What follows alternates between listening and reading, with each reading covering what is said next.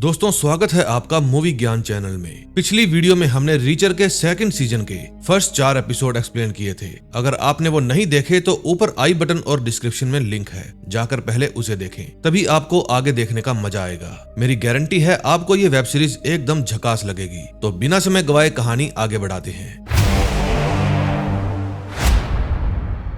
पिछले 4 एपिसोड में हमने देखा रीचर और उसके साथी ये पता लगाने की कोशिश कर रहे थे कि उनके साथियों को हेलीकॉप्टर से किसने फेंका। जब रीचर को पता चल जाता है तो रीचर उसे भी हेलीकॉप्टर से फेंकने की धमकी देता है। अब आगे रीचर और ओडोनल दोनों ओडोनल के घर जाते हैं और ओडोनल अपनी वाइफ को कहता है कि तुम बच्चों को लेकर एशविल चली जाओ। अपनी बहन और माँ बाप से बिल्कुल कॉन्टेक्ट मत करना, तुम्हारी जान खतरे में है। वहाँ बहुत से टूरिस्ट आते हैं, घूमो फिरो नाचो गाओ ऐश करो, लेकिन कैश यूज मत करना। दूसरी तरफ नियली और कार्ला न्यू एज के डेनवर वाले कारखाने में पहुंच जाती है। वे वहां सरकारी इंस्पेक्शन करने गई थी, ये देखने की सरकारी पैसा सही काम में लग रहा है या नहीं। कार्ला कहती है कि हमें आप लोगों की डिलीवरी भी देखनी है। सुपरवाइजर बताता है कि डिलीवरी तो 10 मिनट पहले ही जा चुकी है, उसमें थे पूरे 650 यूनिट। अगर मुझे पहले पता होता कि आप लोग आने वाले हैं तो मैं डिलीवरी कुछ देर रोक लेता। अगले सीन में हम देखते हैं कि डिलीवरी वाला ट्रक सड़क से जा रहा था। तभी ड्राइवर देखता है कि सामने एक ट्रक खराब पड़ा है। वो उतरकर पूछता है, दोस्त क्या मैं तुम्हारी हेल्प कर सकता हूँ? दूसरे ट्रक का ड्राइवर उसे गोली मार देता है और कहता है कि मुझे तुम्हारा ट्रक ही चाहिए था। फिर वो अपने ट्रक में से अपने साथियों को निकालता है जो दूसरे ट्रक के ड्राइवर को ठिकाने लगा देते हैं और फिर वे उसके ट्रक में से माल चेक करते हैं। फिर वो ड्राइवर एएम को फोन करता है और कहता है कि हमने ट्रक की अदला बदली कर दी है। फिर एएम कहता है कि हम न्यूयॉर्क में मिलेंगे। दूसरी तरफ रीचर ओडोनल को लेकर अपने भाई के ऑफिस में जाता है। उसके भाई के साथी बताते हैं कि कुछ दिन पहले हमें अजहर महमूद के बारे में पता चला था, लेकिन वो आदमी घोस्ट है, बचकर निकल गया और दोबारा कभी हाथ नहीं लगा। वो गुंडों को इकट्ठा करता है और उनको तबाही के लिए हथियार सप्लाई करता है। वो पेमेंट के तौर पर बेरर बॉन्ड का इस्तेमाल करता है। मोटी से मोटी रकम के बॉन्ड भी एक ही सूटकेस में फिट हो जाते हैं, 650 करोड़ डॉलर के भी। फिर ओडोनल और रीचर खड़े हो जाते हैं और कहते हैं कि जैसे ही हमें कोई सुराग मिला हम आपको जरूर बताएंगे। फिर वे वहां से चले जाते हैं। दूसरी तरफ जब नियली और कार्ला ट्रक का पीछा करने जाती है तो देखती है कि रास्ते में ही ट्रक रुका हुआ था और कुछ लोग ट्रक के बाहर खड़े हुए थे। फिर वे अंदाजा लगा ही रही थी कि ये लोग कौन हैं। इतने में वे सभी उन पर गोलियां बरसा देते हैं। ड्राइवर ट्रक लेकर चला जाता है और वे तीनों गुंडे कार के पास जाकर चेक करते हैं कि वे लड़कियां मर गई या जिंदा है, लेकिन वे दोनों अचानक से ही निकलती है और तीनों को मार देती है। फिर कार्ला पुलिस को फोन कर देती है और फिर वहां से निकलने के बाद वे ओडोनल के पास भी फोन करती है। वो बताती है कि पूरे 650 मिसाइलों के साथ एक ट्रक हाईजैक हो गया है और फिर वो बताती है कि स्वान जिंदा है क्योंकि उसने खुद शिपमेंट पर साइन किए थे। मैं जानती हूँ तुम ये मानने को तैयार नहीं हो, हम भी नहीं है, लेकिन सच तो ये है कि स्वान उनके साथ मिला हुआ है। फिर ओडोनल रीचर से पूछता है, क्या तुम स्वान को भी मार दोगे? रीचर कहता है, मुझे खुली हवा की जरूरत है। फिर रीचर को वो दिन याद आता है जब मिशन के दौरान स्वान ने उसके लिए गोली खाई थी, यानी उसकी जान बचाने के लिए गोली खाई थी। रीचर कैसे मान लेता कि जो आदमी किसी की जान बचाने के लिए गोली खा सकता है वो अपने साथियों को मरवा भी सकता है। फिर जब रीचर सड़क पर जा रहा था तो वहाँ 2 सरकारी गाड़ियां आकर रुकती है। उसमें से कुछ लोग उतरते हैं जो कि सेनेटर लवाई ने भेजे थे। वे रीचर को अपने साथ चलने के लिए कहते हैं। रीचर कहता है, नहीं, पहले प्यार से कहो। फिर जब वो गंजुमल प्यार से बात करता है तो रीचर जाकर गाड़ी में बैठ जाता है। वे आदमी रीचर को वॉशिंगटन डीसी के जियोलॉजिकल पार्क में ले जाते हैं। फिर वहाँ सेनेटर लवाई आता है, उसके साथ डैनियल बॉयड भी था जिसको उल्लू बनाकर इन लोगों ने जानकारियां हासिल की थी। सेनेटर लवाई इधर उधर की फालतू बातें कर रहा था। रीचर कहता है, सीधा मुद्दे पर आओ। फिर सेनेटर लवाई कहता है कि हमारे हथियारों के पीछे कुछ आतंकवादी पड़े हैं, हमें पता चला है तुम उन्हें खत्म करना चाहते हो। मैं तो बस ये चाहता हूँ कि तुम अपना मिशन पूरा करो, क्योंकि हम नहीं चाहते इतने पावरफुल हथियार किन्हीं आतंकवादियों के हाथ लगे। काम पूरा होने के बाद किसी को भी पता नहीं चलेगा ये काम तुमने किया है। तुम फिर से गायब हो सकते हो, तुम्हें ढूंढने कोई नहीं आएगा। फिर उनके जाने के बाद रीचर के फोन पर ओडोनल की कॉल आती है। वो बताता है कि हमें कैल्विन की बॉडी मिल गई है, कल न्यूयॉर्क में उसका फ्यूनल है। फिर अगले दिन फ्यूनल में नियली बताती है कि उन्होंने हथियार वाले ट्रक की जगह पर ईंटों वाला ट्रक एलए की बंदरगाह पर भेज दिया है। अब शायद वो माल वहां से फिलीपींस या दक्षिणी कोरिया भेज दिया जाएगा। ओडोनल कहता है कि कार्गो शिप को वहां पहुंचने में 3 से 4 हफ्ते लग जाएंगे। उसके बाद भी माल सरकारी गोदामों में पड़ा रहेगा। कई महीनों तक उन्हें पता ही नहीं चलेगा कि उसके अंदर हथियार नहीं ईंटें हैं। कल रात डेनवर पुलिस को खेतों में एक ट्रक मिला है जो बिल्कुल खाली था। उनको वहाँ पर एक प्राइवेट प्लेन के पैरों के निशान भी मिले हैं। वो जरूर माल ले गया होगा। रिचर कहता है कि हमें पता लगाना होगा वे हथियार को कहाँ ले गए हैं, क्योंकि जब पैसों का लेन देन होगा तो एएम भी वहाँ मौजूद होगा और वो लोग भी जिन्होंने हमारी टीम को मारा है। फिर उनकी नजर जाती है रूसो पर। वो कैल्विन के बेटे और उसकी वाइफ को हौसला दे रहा था और कह रहा था कि कभी भी कोई जरूरत हो तो मुझे याद कर लेना। फिर उनके जाने के बाद रिचर उसे कहता है, मेरे दोस्त की वाइफ से दूर रहो, मैं तुम जैसों को अच्छे से जानता हूँ। लेकिन रूसो इस बात पर गुस्सा हो जाता है। फिर वे दोनों एक दूसरे को मारने की बातें करते हैं। फिर रिचर कहता है कि तुमने अब तक कुछ भी नहीं किया। रूसो कहता है कि जब तुम पता नहीं कहाँ घूम रहे थे तो मैंने तुम्हारी दी हुई लिस्ट के सभी मेंबर्स का पता लगाया। वे सभी बंदे पुलिस में काम कर चुके हैं सिवाय एक के, और वो है तुम्हारा दोस्त जो पहले फौजी था। रिचर कहता है जबान संभाल के। फिर रूसो कहता है कब तक तुम हकीकत से मुंह चुराओगे? सिर्फ तुम्हारे दोस्त को ही पता था कि मिलिट्री में किस तरह के हथियारों की जरूरत पड़ती है। हो सकता है कि ये मिसाइलें उसी ने अपने दिमाग से बनवाई हो। फिर फादर कैल्विन के लिए प्रार्थना करता है। फिर कैल्विन के सम्मान में हवाई फायर किए जाते हैं। तभी रिचर का ध्यान एक स्नाइपर पर जाता है और वो सबको नीचे झुकने के लिए कहता है। इतने में गोली चलती है और सीधा कैल्विन की फोटो में जाकर लगती है। फिर वहाँ लगातार फायरिंग होती है। सब लोग वहाँ से भागते हैं। वहाँ 2 या 2 से ज्यादा शूटर थे। फिर रिचर और उसकी टीम शूटर को पकड़ने के लिए जाती है और जवाबी कार्रवाई करती है। नियली एक शूटर को मार देती है। उसको देखकर दूसरा शूटर वहाँ से भागने लगता है। रिचर उसका पीछा करता है। वो शूटर कार में बैठकर वहाँ से निकल जाता है। तभी वहाँ रूसो अपनी कार लेकर आता है। वो रिचर को कार में बिठाकर उस कार का पीछा करने लगता है। वो काफी देर तक उसका पीछा करता है। रिचर कहता है कि रूसो उसकी कार में टक्कर मार दो, लेकिन रूसो सिर्फ उसका पीछा ही कर रहा था। फिर रिचर गुस्से में अपने पैर से रेस दबा देता है और तेज भगाकर अपनी कार को उसकी कार में दे मारता है। उसकी कार का एक्सीडेंट हो जाता है। फिर वे उस शूटर को कार में से बाहर निकालते हैं। वो कहता है कि शूट मत करना, मैं सरेंडर कर रहा हूँ। रिचर रूसो को कहता है कि तुम अपना मुंह फेर लो, क्योंकि इसको गिरफ्तार किया तो ये वकील बुलाएगा। रूसो अपना मुंह फेर कर खड़ा हो जाता है। फिर रिचर उसका टेटवा दबा देता है और कहता है कि मरने से पहले कुछ बताना चाहो तो अपनी पलकें झपकाना। शूटर कुछ बताना चाहता था। शूटर बताता है कि हमें तुम चारों को मारने के लिए पैसे मिलने वाले थे। रिचर पूछता है तुम्हें वो पैसे कौन देने वाला था? फिर शूटर कहता है कि स्वान। फिर रिचर को यकीन हो जाता है। उसके बाद रिचर और नियली उस शूटर को उस जगह पर ले जाते हैं जहाँ से उसे पेमेंट मिलने वाली थी। रिचर कहता है कि अंदर जाओ, पैसे उठाओ और हमें बताओ अंदर कितने आदमी हैं और उनके पास कितनी गन्स हैं। फिर उसके बाद मैं तुम्हें छोड़ दूंगा। फिर रिचर उसके फोन में कॉल चालू कर देता है ताकि अंदर की बातें सुनती रहे और कहता है कि होशियारी की तो तुम भी मारे जाओगे। फिर वो आदमी उस बिल्डिंग के अंदर जाने लगता है। नियली पूछती है कि अगर वो सच में स्वान हुआ तो तुम क्या करोगे? फिर रिचर कहता है तो मैं उसकी मुंडी पकड़ूंगा और उससे सच उगलवा लूंगा। फिर वो शूटर बिल्डिंग के अंदर पहुंच जाता है और आवाज देता है कोई है, और इतने में वो बिल्डिंग एक धमाके में उड़ जाती है। अब देखते हैं नेक्स्ट एपिसोड में क्या होता है।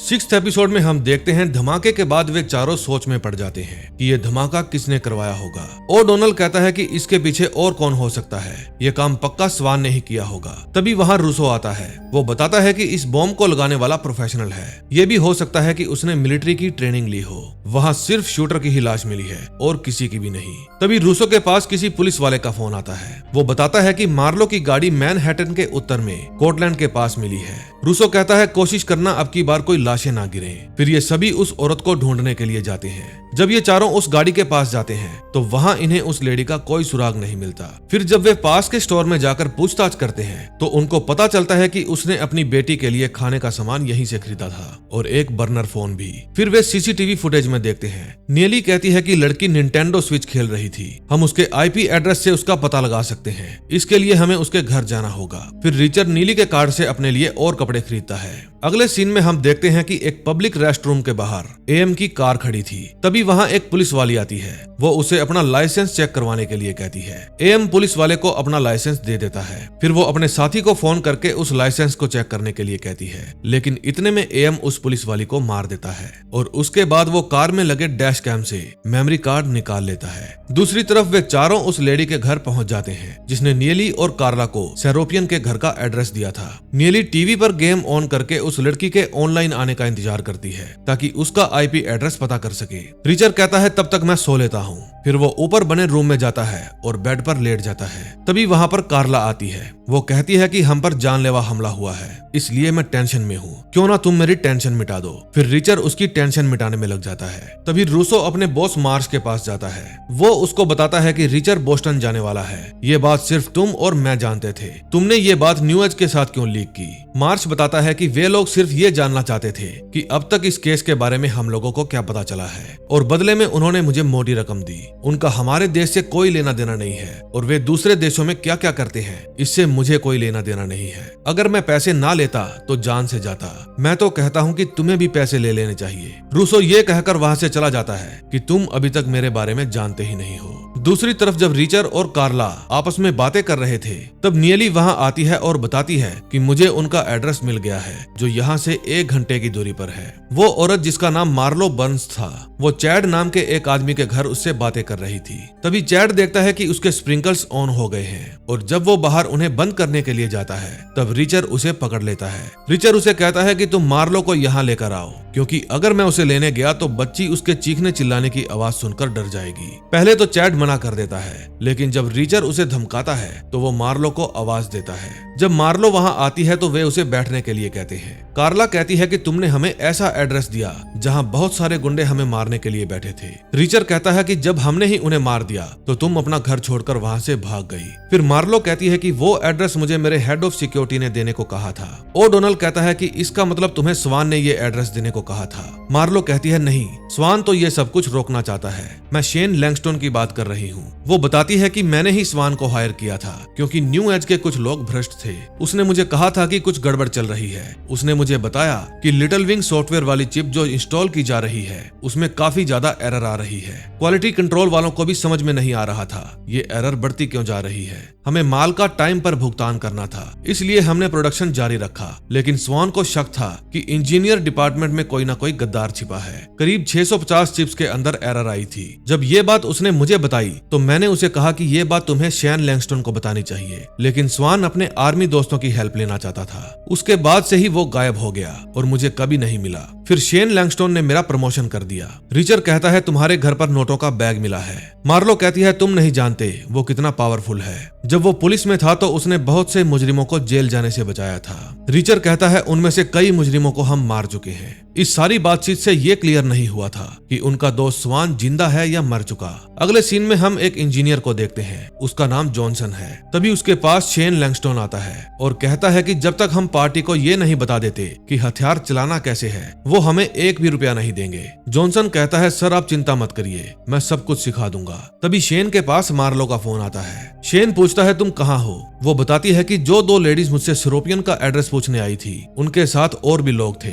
उन्होंने मुझे मारने की धमकी दी है। मैंने एक बार तो मामला संभाल लिया है, लेकिन जल्द ही वो हमारे बारे में पता लगा लेंगे। शेन कहता है मैंने तुमसे तुम्हारी रक्षा का वादा किया था, हम कहाँ मिल सकते हैं। फिर रिचर रूसो के घर जाता है और उसको बताता है कि शेन मार्लो और उसकी बेटी को मारना चाहता है। अब तुम्हें उसकी बेटी की रक्षा करनी होगी। रूसो बताता है कि मेरा साथी भी उनके साथ मिला हुआ है, शायद वे मुझे भी मारने आए। मैं इस लड़की को लेकर मेरे भाई के घर चला जाता हूँ। फिर जब मार्लो अपनी बेटी को बाय बाय बोल रही थी, तब रिचर नियली को कहता है कि हम बच्ची की माँ को मोहरा बना रहे हैं, इस बार कोई गड़बड़ नहीं होनी चाहिए। फिर वे मार्लो को एक जगह पर ले जाकर खड़ी कर देते हैं और फोन चालू रखने के लिए कहते हैं। वे चारों आसपास ही छिप जाते हैं। तभी वहाँ बारिश होने लगती है और एक कार वहाँ आ जाती है, जिसमें शेन अपने आदमियों के साथ बैठा था। दूसरी तरफ रूसो उस लड़की को अपने साथ बिठाकर वहाँ से जाने लगता है। तभी उसे शक होता है कि पास में ही एक कार के अंदर गुंडे हैं। फिर वो उस लड़की को पीछे जाकर झुकने के लिए कहता है।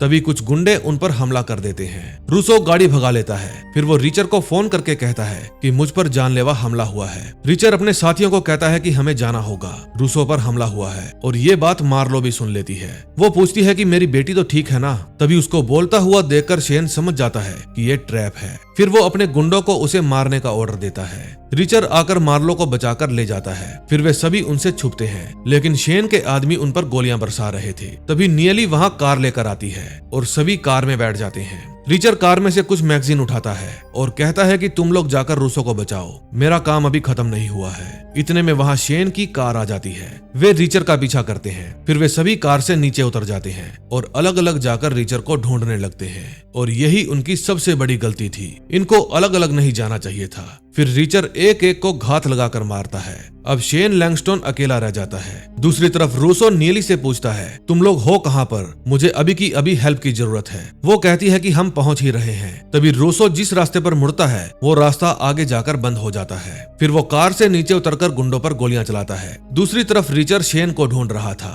वो उसकी कार के टायर भी पंचर कर देता है। फिर जब उसे शेन नहीं मिलता तो वो शेन के फोन पर कॉल करता है। रिंग बजने पर वो समझ जाता है कि शेन कहाँ छुपा है। तभी वहाँ पर एक हेलीकॉप्टर आता है जिसमें बैठा आदमी रिचर के ऊपर गोलियां चलाता है। फिर हेलीकॉप्टर नीचे आता है और शेन को बिठाकर वहाँ से चला जाता है। आपने एक कहावत तो सुनी होगी, हाथ तो आया पर मुंह ना लगा। बस ऐसा ही कुछ रिचर के साथ भी हुआ था। फिर वहाँ पुलिस की सायरन की आवाज आती है और रिचर वहाँ से भाग जाता है। दूसरी तरफ वे गुंडे अभी भी रूसो के ऊपर गोलियां बरसा रहे थे। फिर रूसो उस लड़की को कार से बाहर निकालता है और कहता है कि अब तुम्हें यहाँ से बिल्कुल सीधा भागना है और पीछे मुड़कर मत देखना। फिर वो उन गुंडों पर गोलियां बरसाने लगता है और लड़की को कवर करता है। रूसो को 2 गोलियां लग जाती है और बदले में वो 2 गुंडों को भी मार देता है। उनमें से एक गुंडा उस लड़की का पीछा करता है। वो लड़की को पकड़ने ही वाला था, इतने में नीली अपनी कार से उसे उड़ा देती है। फिर मार्लो अपनी बेटी को संभालती है। नीली जाकर रूसो को देखती है और 911 पर कॉल करने को कहती है। ओडोनल बताता है कि एम्बुलेंस आ रही है।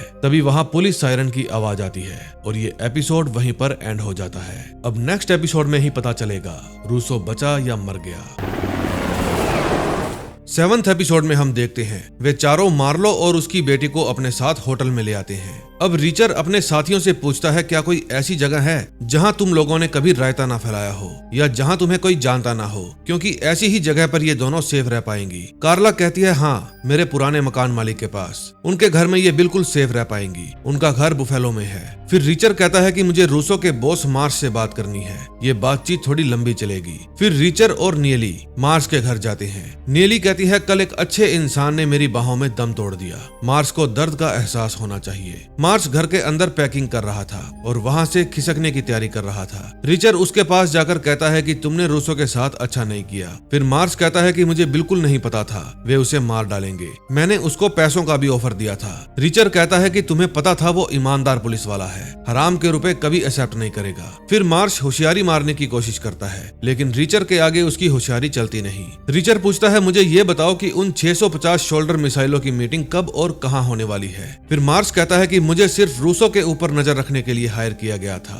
उसके अलावा मैं कुछ नहीं जानता। लेकिन ग्रांट को पता होगा, जिसके ऊपर तुमने रात को गाड़ी चढ़ा दी, वो मरा नहीं, अभी भी जिंदा है। फिर रिचर उसे ठोक देता है। फिर वहां से वो एक नोटों का बंडल उठाता है और नियली को दे देता है। दूसरी तरफ ओडोनल मार्लो और उसकी बेटी को बुफेलो भेज रहा था। उसने उनके लिए एक कार भी हायर कर रखी थी। फिर वो मार्लो की बेटी को हौसला देता है कि तुम्हें कुछ नहीं होगा। फिर वे उनको वहां से रवाना कर देते हैं। फिर कार्ला कहती है कि देखो, तुम 2 बच्चों के बाप हो, हमारे मुकाबले तुम पर ज्यादा जिम्मेदारी है, तुम घर चले जाओ, मैं, रिचर और नियली सब संभाल लेंगे। लेकिन ओडोनल कहता है कि मैं अपने दोस्तों को छोड़कर नहीं जाने वाला। तभी रिचर और नियली भेष बदलकर हॉस्पिटल जाते हैं। रिचर वहां जाते ही ग्रांट का टेटुआ दबा देता है और कहता है कि शोर मचाने की कोशिश करी तो मार डालूंगा। रिचर उससे सवाल करता है कि डील कहाँ होने वाली थी, लेकिन वो कोई जवाब नहीं देता। फिर नियली उसके ऊपर से तार हटाकर खुद पर लगा लेती है ताकि मशीनों पर हार्ट बीट चलती रहे। फिर रिचर खाली सिरिंज लेकर उसकी पेशाब वाली नली में हवा भरने लगता है। ग्रांट की फट जाती है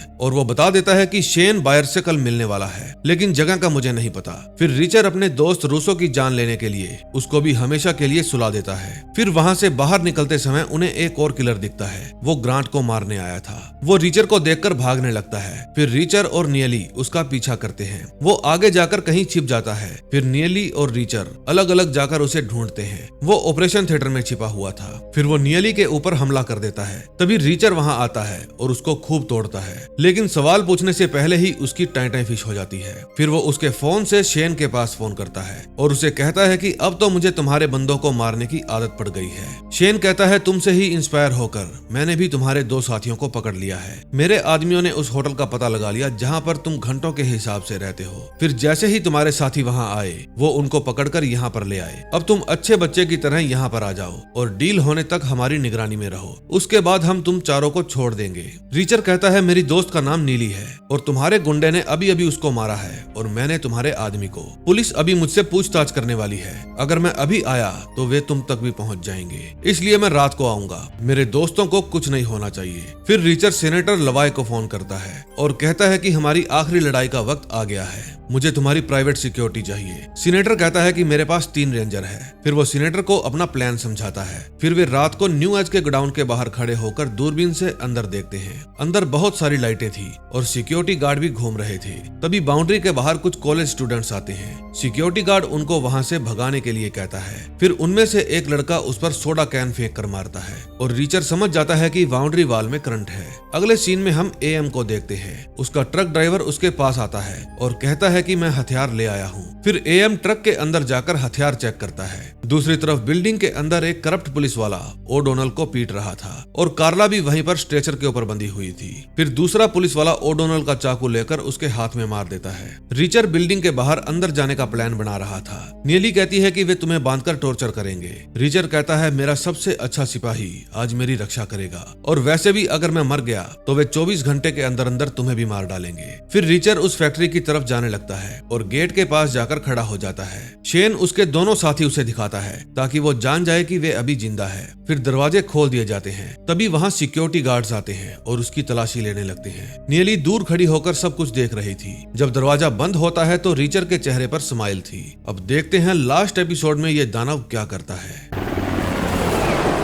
लास्ट एपिसोड में हम देखते हैं कि वे लोग रिचर, ओडोनल और कार्ला को लेकर अंदर आ जाते हैं। शेन रिचर को कहता है कि जब मैं तुम्हें हेलीकॉप्टर से फेंकूंगा तो जमीन हिल जाएगी। फिर वे रिचर को स्ट्रेचर पर बैठने के लिए कहते हैं, लेकिन रिचर उन पर टूट पड़ता है। वो बंधे हुए हाथों से भी उनको खूब पीटता है। फिर शेन रिचर को गन दिखाकर पूछता है, तुम्हारी दोस्त नीली कहाँ है, क्योंकि हॉस्पिटल में उसकी लाश नहीं मिली। फिर वो गुस्से में ओडोनल की लात पर गोली मार देता है और रिचर को बैठने के लिए कहता है। फिर वो अपने गुंडे को ओडोनल की लात से गोली निकालने के लिए कहता है। उसको देखकर रिचर को और ज्यादा गुस्सा आ जाता है। बिल्डिंग के बाहर नीली अपनी स्नाइपर गन लेकर एक एक करके सभी गार्ड्स को ठोक रही थी। उधर बिल्डिंग के अंदर शेन रिचर को पीट रहा था। रिचर उससे पूछता है कि मेरा दोस्त स्वान कहाँ है। फिर शेन उनको स्वान की आंख दिखाता है जो कि इस बिल्डिंग के कुछ हिस्सों के अंदर लॉग इन और लॉग आउट करने में काम आती है। वो बताता है कि मैं सारा इल्जाम इसके सिर पर छोड़ जाऊंगा। तुम अगर उसे हीरो बनना ना सिखाते तो आज उसका ये हाल ना होता। अब मैं जा रहा हूँ, मेरी एक आदमी के साथ मीटिंग है।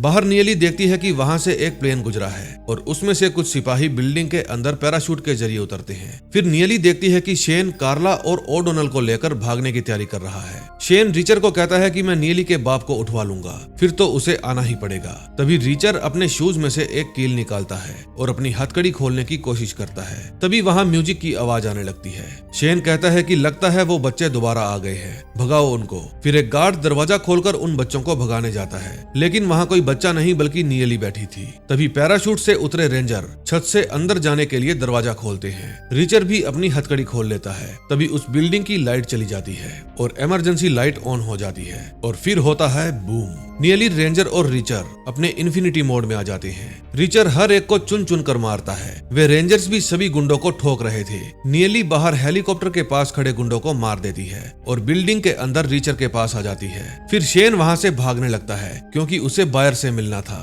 फिर जैसे ही हेलीकॉप्टर उड़ता है, रिचर हेलीकॉप्टर के साथ लटक जाता है। शेन हेलीकॉप्टर के पीछे के दरवाजे खुलवाता है और कार्ला को फेंकने लगता है। तभी वहाँ से रिचर अंदर आता है। अंदर आकर वो एक गुंडे को पीटने लगता है और उसके बाद वो शेन को पीटता है। तभी कार्ला की ट्रॉली नीचे गिरने लगती है, लेकिन रिचर उसे पकड़ लेता है। फिर शेन आकर उसको लाते मारने लगता है। तभी कार्ला खुद को ट्रॉली से छुड़वा लेती है और हेलीकॉप्टर के अंदर आ जाती है। अंदर आकर वो ओडोनल को भी खोल देती है। फिर वो पायलट को कहती है कि जब तक मैं ना कहूँ तुम इसे उड़ाते रहो। फिर जब रिचर शेन को नीचे फेंकने लगता है तो वो कहता है कि सिर्फ मैं ही जानता हूँ एएम कहाँ मिलेगा, लेकिन रिचर उसे नीचे फेंक देता है। फिर वे पायलट के पास जाते हैं। पायलट कहता है कि वे न्यू एज के एक इंजीनियर के घर जा रहे थे ताकि वो बायर के साथ वहाँ डील कर सके। फिर जब एएम उस इंजीनियर के घर पहुँचता है तो देखता है कि वहाँ पहले से ही हेलीकॉप्टर खड़ा है। वो समझ जाता है कि शेन यहाँ पर आ चुका है। फिर वो जैसे ही दरवाजा खटखटाता है, रिचर दरवाजा खोलता है और उसके साथी का भेजा उड़ा देता है। फिर वो एएम को अंदर ले जाता है। एएम कहता है कि मैं तुम में से किसी को नहीं जानता।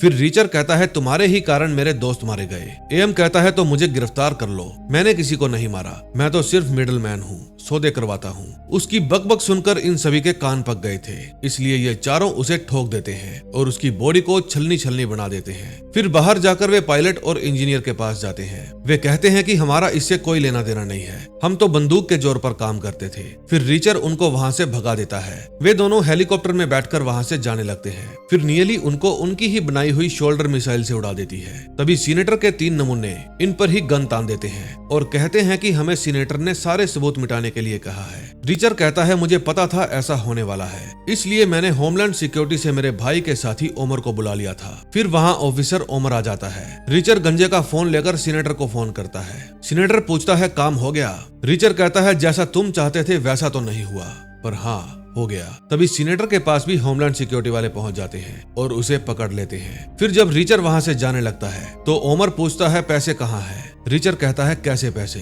क्योंकि वहां तो पैसे थे ही नहीं, ये सौदा बॉन्ड्स में होने वाला था। फिर वो अपने दोस्तों को लेकर रेस्टोरेंट जाता है। सब अपने लिए खाने पीने के लिए कुछ मंगवाते हैं। कार्ला पूछती है तो इन पैसों का क्या करना है? तभी टीवी में न्यूज आती है कि एक मछुआरे ने एक गिरता हुआ हेलीकॉप्टर देखा है। छानबीन से पता लगा है कि हेलीकॉप्टर में कुछ खराबी आ गई थी। लगता है ऑफिसर ओमर ने सब कुछ संभाल लिया था। फिर रीचर नियली से कुछ खुले पैसे मांगता है। वो कहती है कि करोड़ों रुपए तुमसे 1 फुट दूर पड़े हैं, लेकिन रीचर उससे खुले पैसे लेकर मशीन में डालकर अपने लिए एक बढ़िया सा सॉन्ग प्ले करता है। फिर वे उन पैसों को अपने मरे हुए दोस्तों की फैमिली में बांट देते हैं। उनके दोस्तों की फैमिली को पता भी नहीं था ये पैसे किसने और क्यों भेजे हैं। एक पैसों से भरा हुआ बॉक्स नीली के पापा को भी मिलता है और साथ में 24 घंटे उनकी देखभाल करने के लिए एक नर्स भी पहुंचा दी जाती है। और इन सब पैसों का बंटवारा रीचर ने ही किया था। नीली को तो पता भी नहीं था उसने उसके पापा के लिए इतना कुछ किया है। फिर ओ डोनाल्ड पूछता है कि मेरे लिए कुछ बचा है या नहीं। फिर रीचर कहता है तुम्हारे लिए तो कुछ नहीं है, लेकिन तुम्हारे बच्चों के लिए काफी माल रखा है, उनकी अच्छे से परवरिश करना